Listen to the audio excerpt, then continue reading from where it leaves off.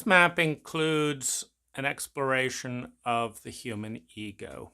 And let's first look at what the ego is. Scientifically, we are an interconnected unit in a vast ecology. And to see just how interconnected we are, we just have to look in any direction. Take the laws of physics. The laws of physics apply throughout the multiverse. And if a single law of physics changes, the strong force, the weak force, gravity, the human body stops existing. In other words, the mathematical formula of which we are a part connects us to the farthest reaches of the multiverse with shared code, with shared law. Or you can take DNA and instantly connect the human species to every species, every animal that's ever existed. Or you can take the fabric of time. And the question is, could this moment exist without the moment before it, or without the moment after it? In other words, there's a connection between what's going on in this moment right here and what will go on tomorrow. There's a connection between what's going on in this moment right here and what went on yesterday. There's a connection between me wearing a turtleneck of cotton and the cotton industry. There's a connection between the cotton industry and the history of slave labor. There's a connection between the shipping industry and the clothing industry. It's impossible to pick any point in the spectrum and not follow its way back. Without gravity, this stone doesn't exist. Without the earth, this stone doesn't exist. Without thousands of years of traditions in mining and a growing set of technologies, without millions of human hours invested in the mining industry or the textile industry or the fashion industry or metal or welding, whatever it is, over time, nothing in this reality exists. Every single thing that we are is connected to that which we say we are not. This body is not only connected to the entire lineage of my parents, which is connected to the entire lineage of the species, which is connected to the entire genetic code of the planet, but the air that is keeping this body alive right now has nothing to do with this body. It has to do with the trees and forests all around the planet. What's going on this planet has nothing to do with this planet. It has to do with the sun, the solar system, forces of gravity, etc. The local point is interconnected with the field, with the probability field created by an algorithm that holds it in place. So on a scientific level, we are not separate. On a scientific level, if we stop honoring the interconnected dance with air, with food, with movement, with heat, the exchange of energy with the larger context, if we stop honoring that reality, we dissolve back into the reality and become a part of the very thing we refuse to honor. In fact, the illusion of separation is predicated on honoring our interconnectedness. we only get to entertain the fantasy of our separation if we pay tribute to the daily reality of needing the environment around us to breathe, to eat, to keep us alive, to keep us warm, to give us light. So that's the scientific reality. And it's a good contrast for the egoic reality, because the ego reality, or the egoic illusion, is that I'm me and I'm separate from everyone else and everything else. This is me, these are my thoughts, and they have nothing to do with other thoughts. Now, this is particularly funny when you consider the origin of thought, which is language. Meaning, without a language, there is no thinking. We think in words. Now, there have been 10,000 languages estimated on Earth's histories by anthropologists. And each language could be considered, even of the 500 or 600 languages still alive today, at least having a few people speaking them around the planet, that languages parse reality in a frequency, much like if you look at numbers, you can say that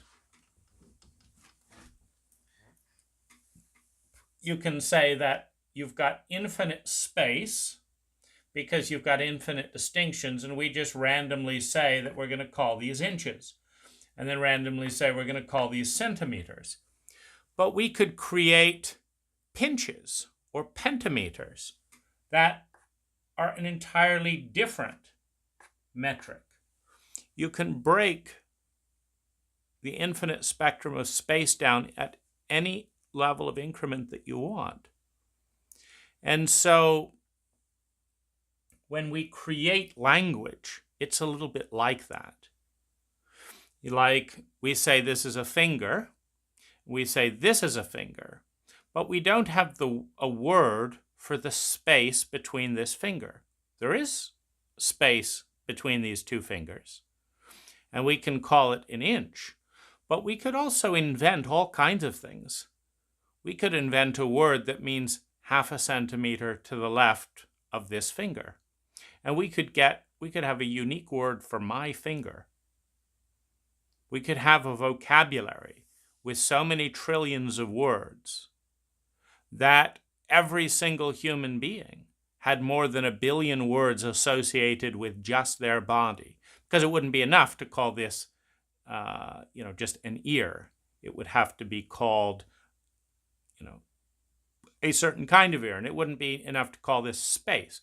We'd have to say, 300 cinches off of this particular person's ear, and suddenly you've created a whole new level of distinction. And so our language creates the spaces through which we experience reality. Now, and it does that with the distance between words, with the distance between a forefinger and a middle finger, as opposed to all these different gradients in between, which we don't name. Because space is 99.9% of all reality. 99.9% of every atomic structure is the space between. 99.9% of the universe is the space between. It's not the objects. So if we had to name the space between, our current minds couldn't grasp the level of nuance and distinction capable of infusing the spaces between objects with language. Now, that's not to say that it can't be done, but it is to say that language is not created by us. It's created by the field, the probability field of all the humans who came before us. And the thoughts that can exist in one language are much like a bacteria that can thrive within a certain culture. For example, science thrives within the structure of measurements and numbers. If you don't have numbers and you don't have measurements, the entire paradigm of science collapses. It is born out of measurements and numbers, which are words, which are ideas created with words that dissolve if the concept and words of numbers and measurements dissolve with them. So an entire paradigm is elevated, the scientific paradigm, by elevating the careful nuance of numbers and measurements. We have numbers that are literally 1 billion characters long because we have more numbers than we have words. And that's part of the rise of the scientific paradigm. The thoughts that we have are the thoughts that have survived within the hierarchy of culture, the root word being cult, what the majority does. And culture refers to what can grow. It is an environment in which certain things grow. A tissue culture is a culture in which certain forms of tissue grow. A bacterial culture is a form in which certain bacteria grow and others die off. And so we, and everything that is thought, is an example, a fruit, as it were, of the thought memes that have survived our particular culture of language. And so there is no separation between the ego and the larger ecology of which we are a part. So why do we feel that way? And one of the best metaphors for understanding the idea of me and of us is the zoom lens. So we've just taken a wide mental lens at the contextual relationships between human beings and everything around them. We've made a link between what's happening 1 billion trillion light years away on a star that is operating within the probability field of gravity and the strong and weak force, etc. And then we've made a connection between the forces that are holding our cells together, that are holding our bodies on this planet.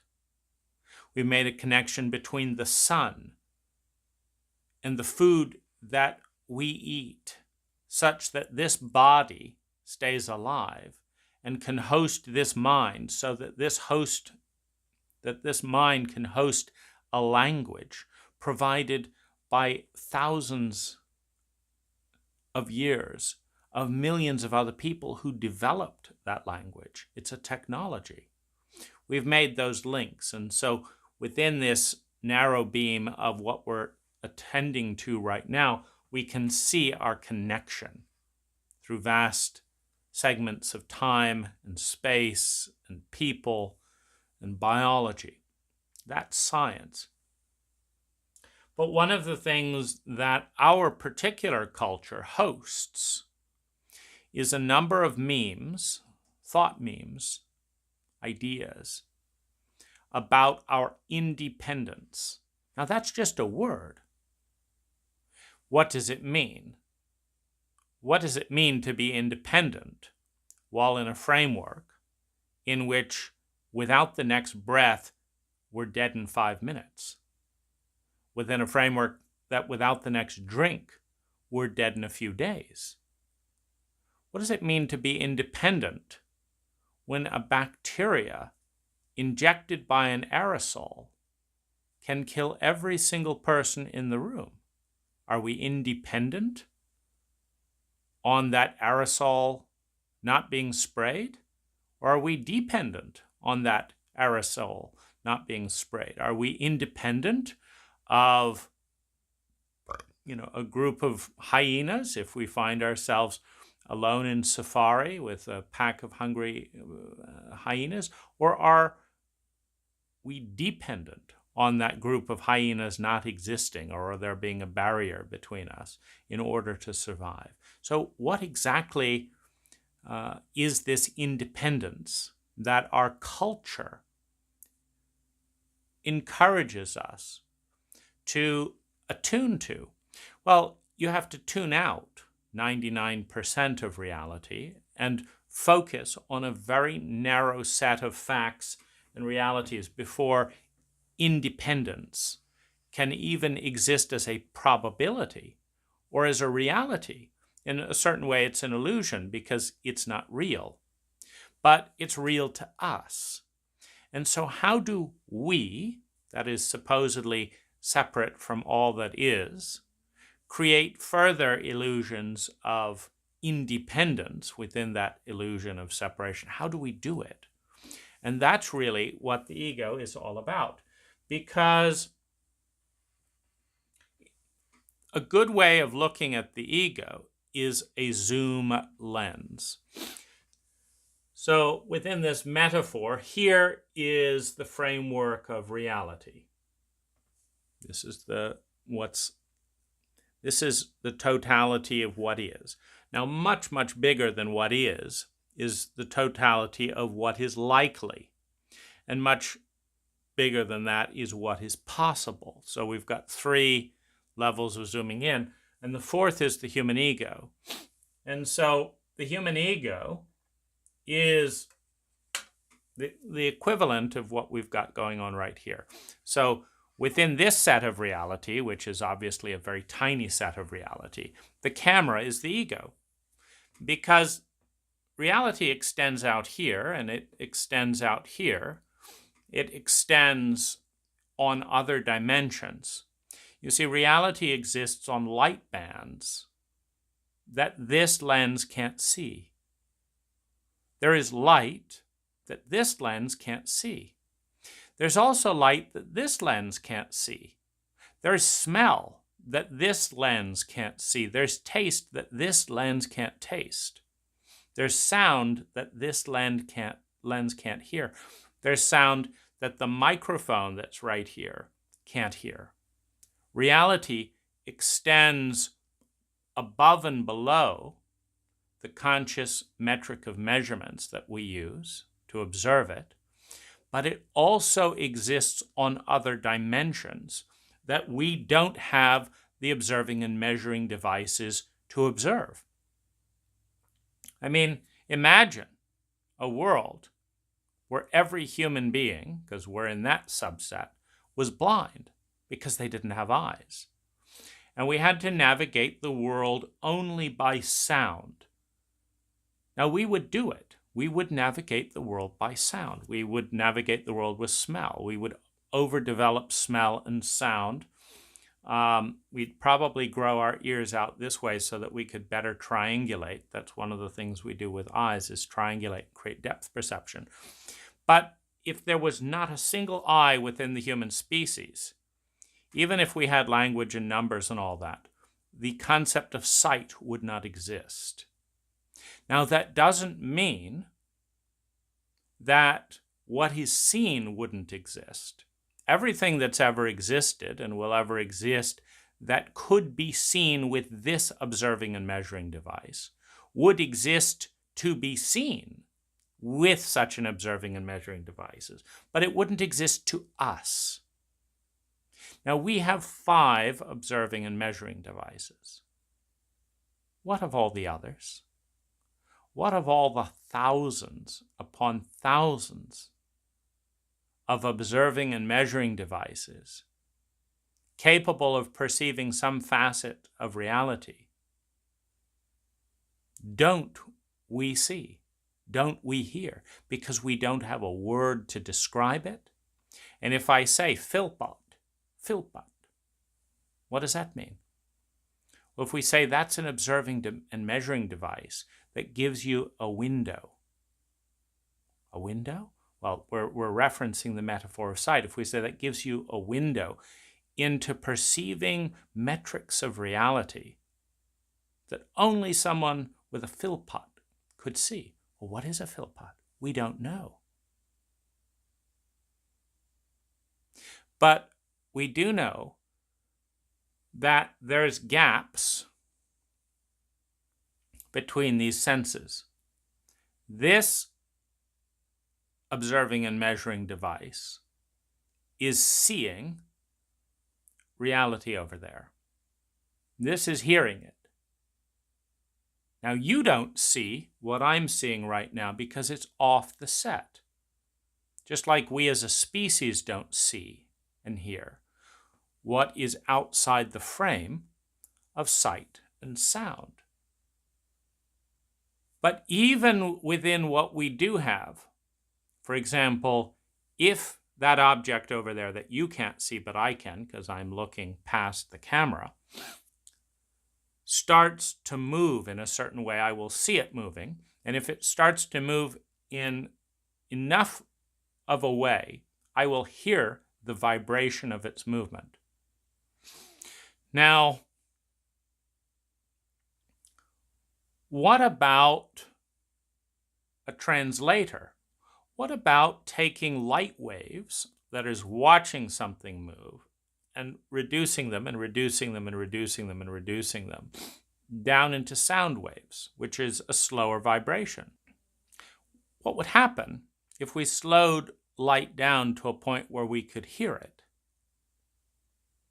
Now we could say we could see with our ears. And if we develop the calibration of touch and sound, we would learn then that this is a modulator. And we would actually be able to see what we were modulating, and upstage and downstage, and we would be able to correlate touch with hearing. And we would be able to take sight, reduce it down to sound with a technology, and explore things. So the human ego is a zoom-in lens, just like this camera is a zoom-in lens.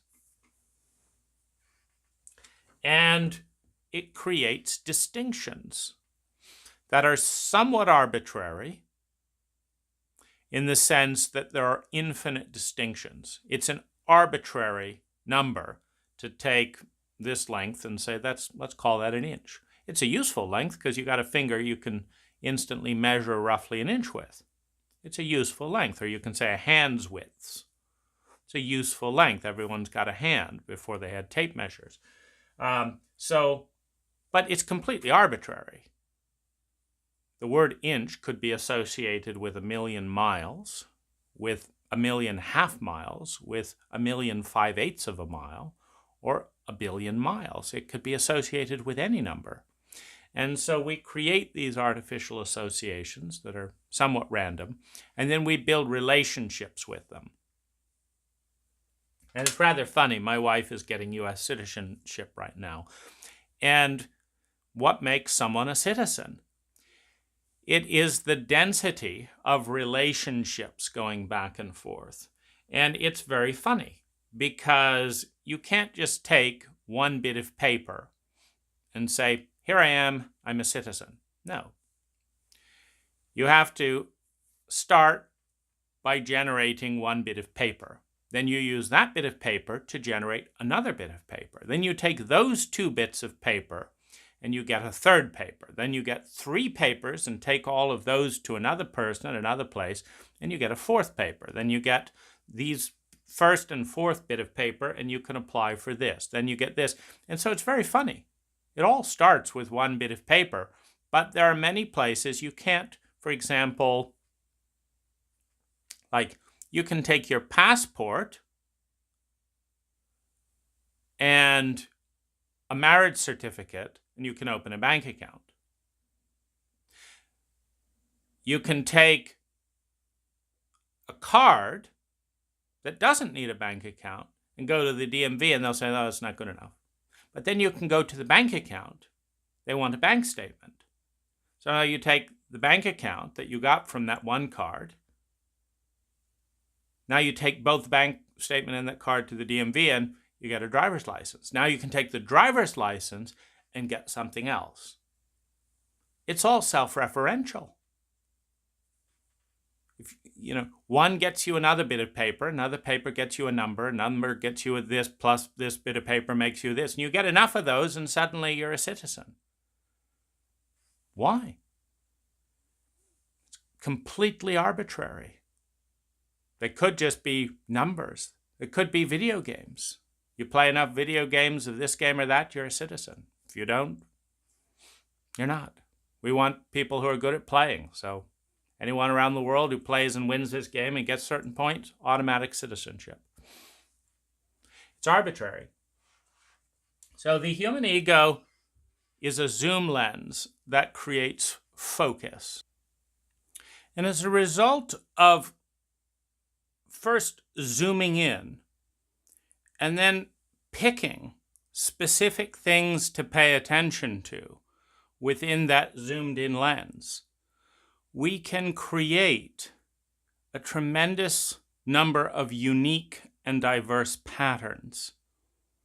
One could say in many ways that the ego is a complexity or a uniqueness generating device, because this is one reality. But if we want to turn one reality into literally billions of realities, what we need is billions of small points. If we think of this as a painting, and you look at the painting with a wide-angle lens, and you look at it in the light, then you've got an instant revelation of the totality of the painting. And if you take 100 photographs of the painting, just stand back and shoot the painting, and then you compare 100 photographs. Yes, there will be distinctions in saturation, distinctions in pixel density that relates to the uniqueness of the lens, but it's pretty much the same image. So if we take 100 photographs with 100 different cameras, each a different brand or each with a different setting, then it's the same basic pattern of the image, but the light exposure of one will be different, the time exposure of another and how much it blurs will be different, etc., etc. So you have 100 cameras, 100 images, and all you will have is minor variations of the same image. Now you take 100 images of the same whole image and you do it over time as the artist is making the painting and as the painting is deteriorating and returning to its larger ecology. And you will not only have 100 images, you'll have 100 different stages of the image in time. But the ego takes it another layer, actually numbers of other layers, into more and more diversity and complexity. Because the ego looks at one dot at a time. So you're now looking at this circle, and this is looking at a very, very tiny bit of the entire fabric of the multiverse. But let's zoom it in a little bit more. Let's put you inside the ego lens.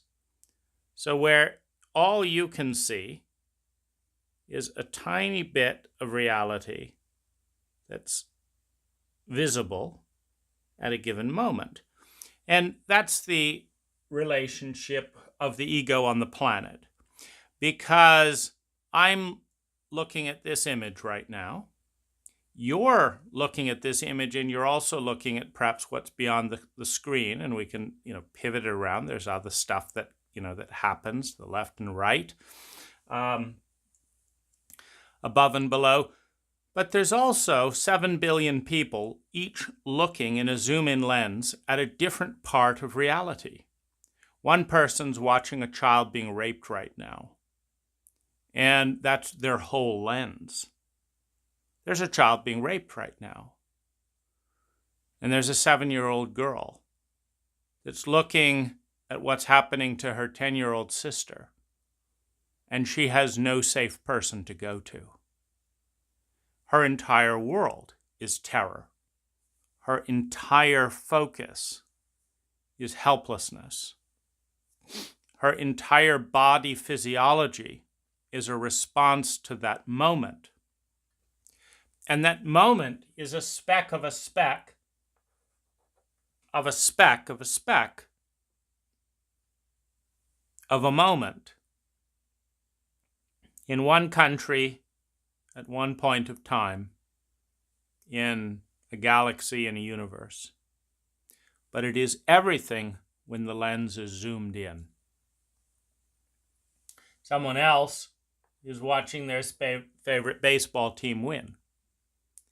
Someone else is lamenting the fact that basket weaving is a dying art, and that even though they're the best basket weaver in the world, they will never be honored as a way of the future, as something that is honorable, and 10 generations of basket weaving is on its way out. One person is grieving over that, and another person is celebrating the fact that 3D printing has reached a point where a 3D printer can create an illusion of basket weaving, such that anyone could have a basket weaving, a basket woven or created by a 3D printer that might soon be able to replicate what 10 generations could do on their own. And so the lenses that we look through are cumulative. So let's look at the lens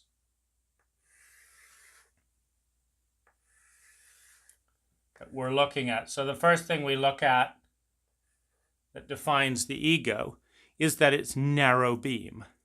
I'm not looking at the world.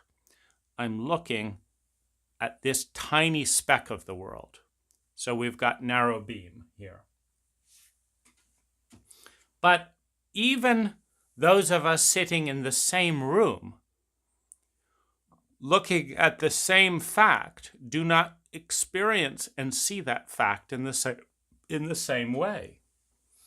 Because we have values. Meaning, if I go to a comedy club with the value of being entertained, with the value of laughing, I'm reaching to find something funny. If I'm trying to find something macabre, I'm going to go to a horror film. Now, what that means is that there is plenty of macabre material in many comedians' acts. Beating children, the stresses of parent, the difficulty of being fucked. These are tragedies. But if we're looking through the value of I want to laugh at something, we're going to look at the funny side of it. And so there's a funny side and a tragic side to every object.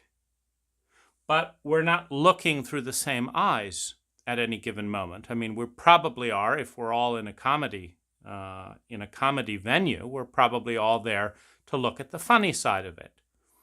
If we're at a memorial, we're probably there to grieve the tragedy of the same event. Just listened on comedians in cars getting coffee, and one of the funniest moments that one comedian had was trying and this was funny to other comedians, the hardest gig that one comedian played was in the afternoon to a somber audience, while in the background, out the window, a crane was lifting up a wheelchair and craning over the wheelchair of someone who had committed suicide the day before. And this was funny to other comedians because they spend their whole life trying to make people laugh. And they all get it. You can't make someone laugh in that environment.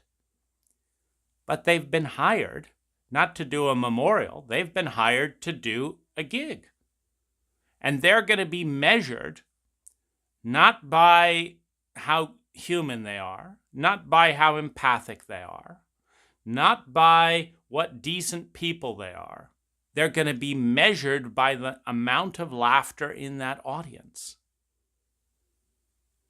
And if nobody laughs in the entire gig while this suicide victim is being craned out of the ground out of the ocean in the background, they are going to be judged a failed comic.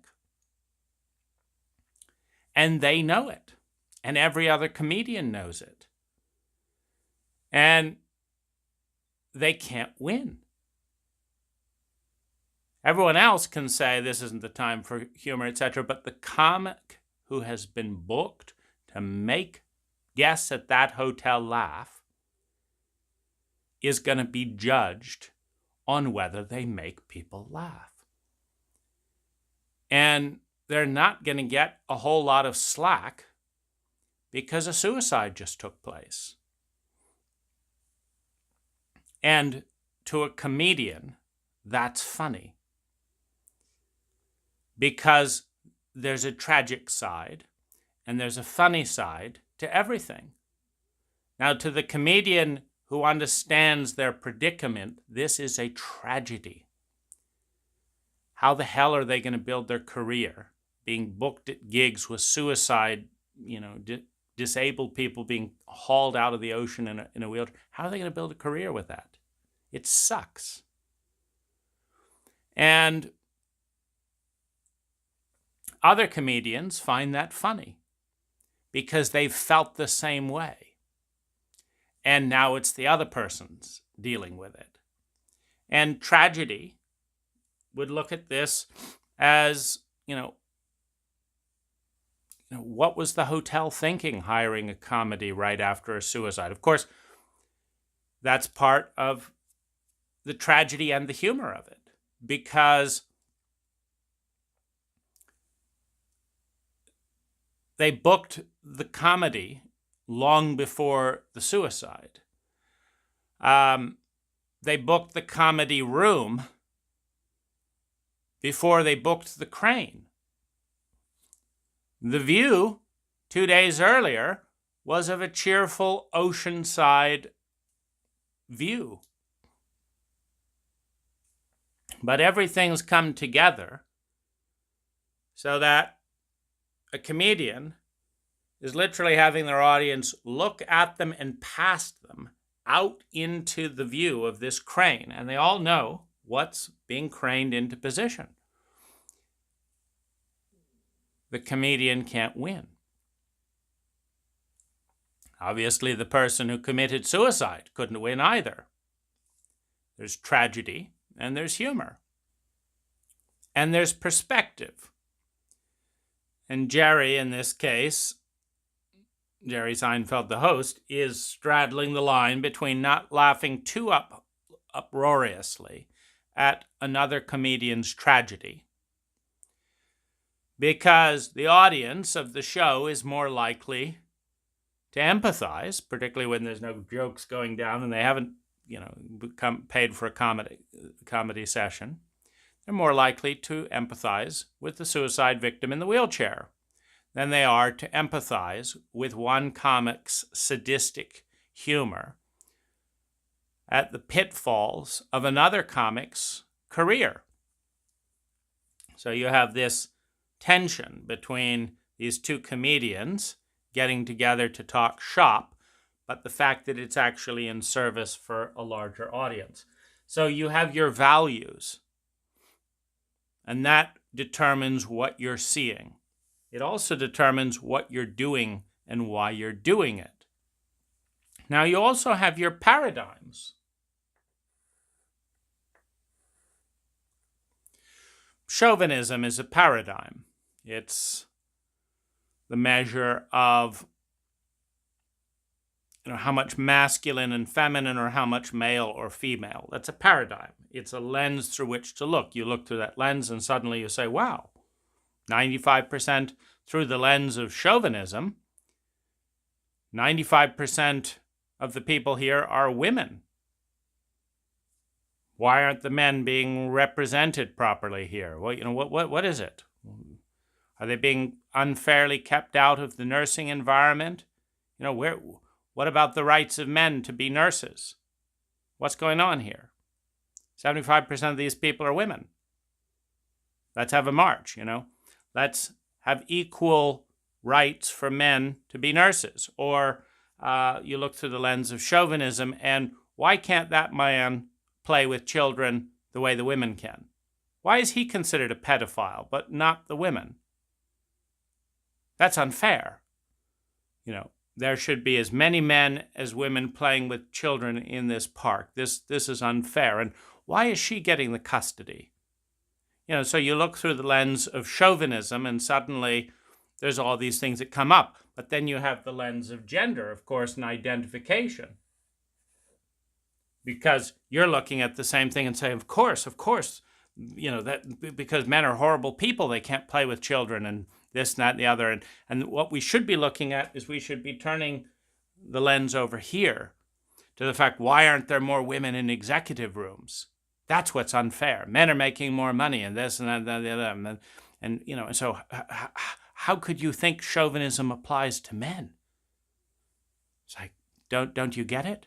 And so you have, the identification. You have your gender. And then you have all the words associated. You have language, which is cult or culture. You have the meanings of the dictionary. That's one filter. But then you have another meaning, which is all the times you've ever saw it being used. For example, the dictionary meaning of soap is you scrub something and bacteria is clean. And this is a product that does that. But that's not your experience of soap, because you've watched thousands of commercials of beautiful, sexy women with lovely, soft skin using soap. And so your idea is relaxation and soothing beautiful people. So when you decide to buy some soap, is it because you want to have beautiful skin and be one of those lovely, relaxed people?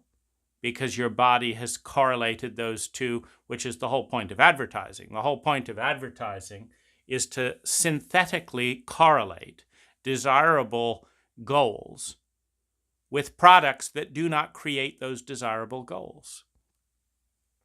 When you buy a Porsche, 80% of the reason you buy the Porsche is the looks of the people as you drive by in the Porsche, and the fact that there is no traffic in the ads.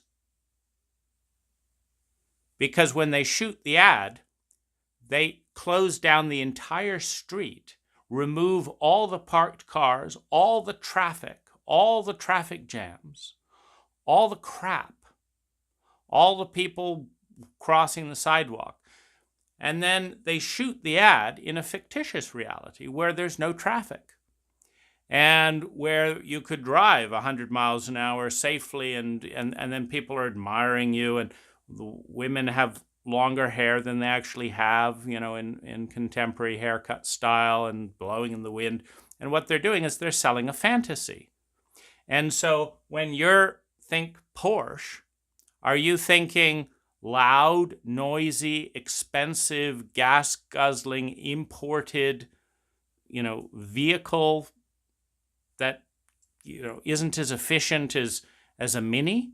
Or are you thinking, open roads, gorgeous people looking at you attractively as somehow the second coming because you're sitting in this particular lump of metal. What is it? Or are you seeing the history? Oh, you don't understand. It's not that. It's the history, So-and-so in 1944 did this and that and the other. It's all about this. So you have the lens of time. But you still have these different dimensions. And if you value history more than you value sensory correlation, then you're not paying attention to the ads, you're paying attention to the history. Oh, this is just some newfangled, fly-by-night car company. They weren't around in 1944. Real companies, they've been around for 50 to 100 years. Real companies. Well, what does that mean? Well, it means back to here, you're focused on survival.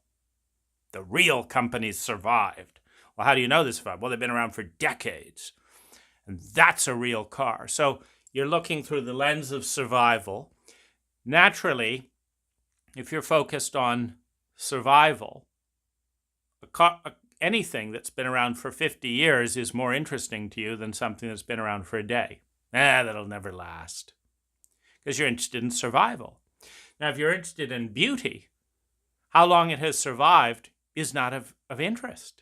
You're interested in how beautiful it is. And someone else who's interested in survival says, yeah, it'll never last. It's like, what are you talking about? Who said anything about lasting? It was the perfect flower at the perfect moment. It's here now. Smell it, taste it. Look at it, it's beautiful. Yeah, but it'll never last. You'll be dead in a week. Who cares? It's beautiful. Well, I care. I'm focused on survival. Yeah, well, I care. I'm focused on beauty. And so you have the hierarchy of values, which then bring up paradigms. And then you have beliefs. People who drive Porsches are bad. They're materialists. People who drive Porsches are cool. They're successful. It's a completely different object because it's viewed through the filter of a completely different belief. Oh, but my belief is real. Successful people are the only people who can afford to buy $300,000 cars and drive around in traffic in those. But my belief, materialists are ruining the planet and this. And so you can turn the attention to different areas. Because everything is right if you focus on the right thing.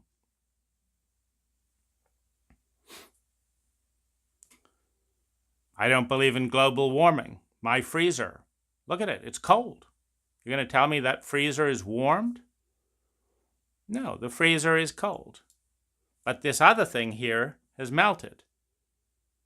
Yeah, but until my freezer warms up, I'm not interested in global warming. I've got cold beer in the freezer. It's good enough for me. I'm not interested in it. It's not where my value is. So you have all these different layers, and then you have sequencing. Now, if you show, you have all these objects, of course, in the totality of reality. Now, narrative is composed by the sequence in which we view things. We see a heroin addict, or someone who is addicted to heroin, being repeatedly rejected and attacked, and then we see them go back and shoot up. And we say that, well, of course they shot up. They've got nowhere to turn. Their family has rejected them. They can't get a job. They don't have a girlfriend. Of course they're shooting up. The reason they're shooting up is because all of those things. Well, you take the exact same objects and you just turn the telescope, rather than turning here and here and here, you start in the opposite direction and you look at the same data and you see someone without a girlfriend, you see someone without all these stuff. Well, you see someone shooting up with heroin first, and then you turn over to their love life, it's not existent. You turned over their money, non-existent. You say, of course, they don't have a girlfriend, they don't have any money. They're a heroin addict. Heroin addicts are unreliable, they lie. What girl would want to put up with that? They don't take care of their grooming. Who would like that? Who would want an employer, employee slouching in and stealing stuff for their things? Of course they don't have anything. That's why they're unemployed. So you see, you start off with the shooting up, and you head this way, and you conclude that the reason someone doesn't have any of these nice things is because they're a heroin addict. And you start this way and move this way, and you say, of course they're an addict, because they don't have any opportunity. They don't have any nice things. They're both true. They're lineal correlations based on the order in which something is viewed. And this is why egos are uniqueness-creating machines. Because you can see anything you want to see if you see it in the right order. And you can say the chicken created the egg or the egg created the chicken, depending on which order you see. Now, I saw the egg, and I saw it hatch. So the chicken, the egg was created by the chicken was created by the egg. I saw it. And then you watch something else, and the egg is created by the chicken. So you've got billions of narrow beam lenses.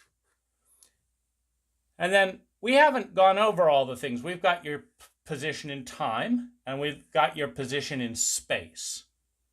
So when you've got all of these lined up, you've got a good 10 interconnected filters.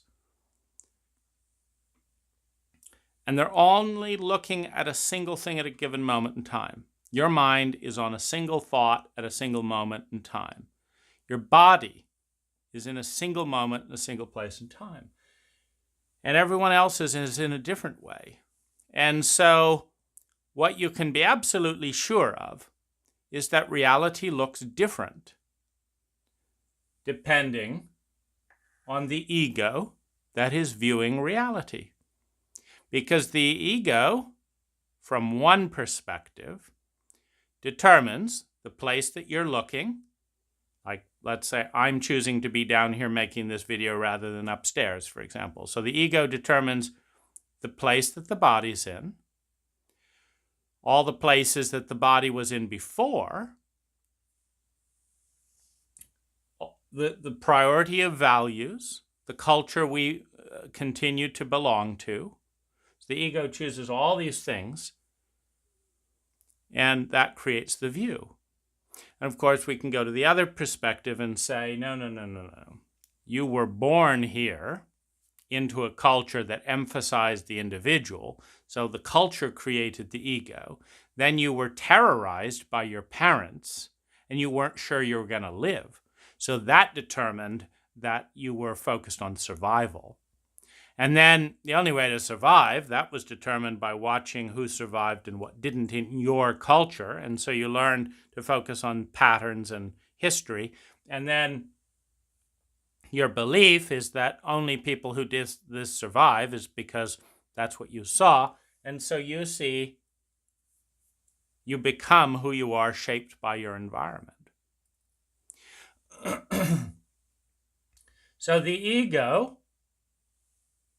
is an illusorily separated pattern of energy that sees a small segment, meaning there's tens of thousands of dimensions, we're looking through 5. It sees a small segment of reality and dimension in a small segment of time, in a small segment of space, and tends to extrapolate the rest of the universe and reality from that experience. And because that experience is different for every single person on the planet, the biodiversity of the human being, the social ecology of the human being, is such that billions of different versions of reality are generated through the lens of human consciousness,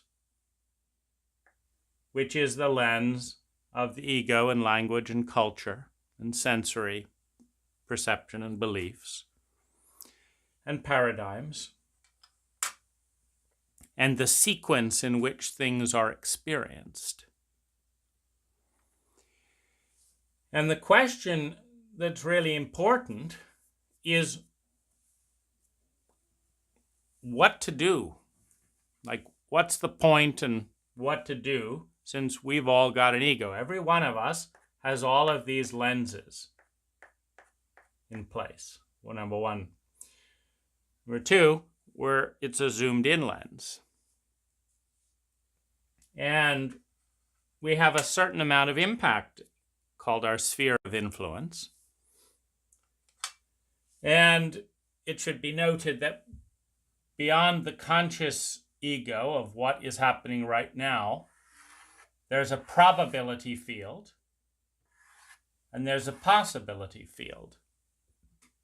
And the ego interacts with the probability field and the possibility field as well, with the subconscious mind and the unconscious mind. The unconscious mind is that which is out here. You're not conscious of what's out here. I am. It's still here. But you're not, because it's outside of the view of the ego. That's why the largest part of you is the unconscious mind. Because reality is so much bigger than you can see, and you are a part of it, but you're not conscious of being a part of it because you're viewing reality through these lenses, which is creating this illusion of partition. Now, one of the values of understanding all this is to see that imagine if every cell in our body was an ego, and the ego decided whether to cooperate with the larger body or whether to wage war with the rest of the body. Well, there's a certain amount of insight into that, in that when we create and aim for a paradigm that's win-win and that's good for everyone, when we create and aim for a paradigm that's win-win and good for everyone, that we can be much bigger than we can in the paradigm in which we are at battle, where the cell literally thinks that if they killed off the rest of the body, that the cell would be better off because the rest of the body, its host, is seen as the enemy. So if we take that as the human being in the ecology that is the planet, if we succeed in destroying the whole rest of the planet because it's the enemy, then there's no more oxygen, there's no more food. So we die. And so there's an insight that can be provided with this. What we're looking at in this scenario is the probability field from a low resonance of lots of unnecessary pain and suffering, poverty, scarcity, etc., to one of incredible abundance and constant creativity and birthing for the species, looking through all these lenses to see ways of collaborating with other egos, to look at bits of realities with other egos, with the goal of creating something beautiful. Thanks for joining me on this exploration. I look forward to your thoughts.